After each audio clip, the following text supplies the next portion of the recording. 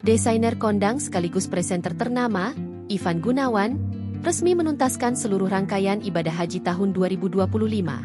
Kabar bahagia itu ia sampaikan langsung melalui unggahan di media sosial pribadinya.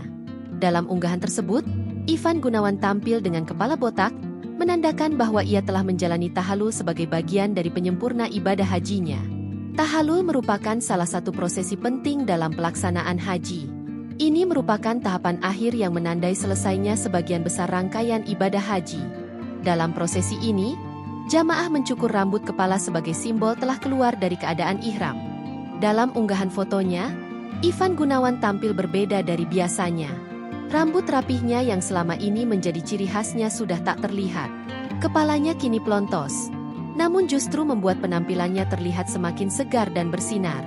Wajahnya pun tampak bersih dan penuh ketenangan, seolah memancarkan aura spiritual yang kuat.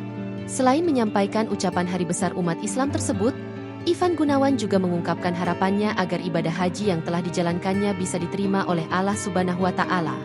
Download Tribun X sekarang, menghadirkan lokal menjadi Indonesia.